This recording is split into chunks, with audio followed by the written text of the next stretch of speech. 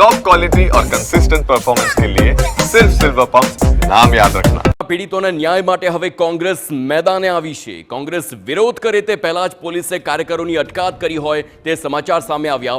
25મી વર્ષ પૂર્ણ થવા છતાં ન્યાય ન મળ્યો હોવાનો આરોપ છે। ત્રિકોણબાગથી આરએમસી કચેરી સુધી રેલી યોજવાની હતી। પોલીસ અને કાર્યકરો વચ્ચે ઝપાઝપી પણ જોવા મળી છે। ઉલ્લેખનીય છે કે 25મી ટીઆરપી ગેમ ઝોન અગ્નિકાંડને 1 વર્ષ થશે પૂર્ણ, પરંતુ આજ દિન સુધી પોતાના સ્વજનોને ગુમાવનાર પીડિત પરિવારોને યોગ્ય ન્યાય નથી મળ્યો।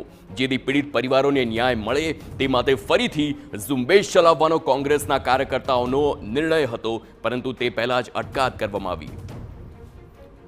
આપ જોઈ શકો છો કેવી રીતે કોંગ્રેસના કાર્યકરો છે તેમની અટકાયત કરવામાં આવી રહી છે। મહત્વની વાત એ છે કે જે આટલો મોટો અગ્નિકાંડ હતો જેણે ન માત્ર ગુજરાત પરંતુ ભારતને હચમચાવી દીધું હતું, એ પરિવારોને શું ન્યાય મળ્યો છે કે નહીં, શું કાર્યવાહી કરવામાં આવી છે, તે સવાલો સાથે જ્યારે કોંગ્રેસ આજે વિરોધ કરવા આવી, એક રેલીનું આયોજન કરવામાં આવ્યું હતું અને તેને લઈને જ તે થાય તેની પહેલા જ અટકાયત કરવામાં આવી છે।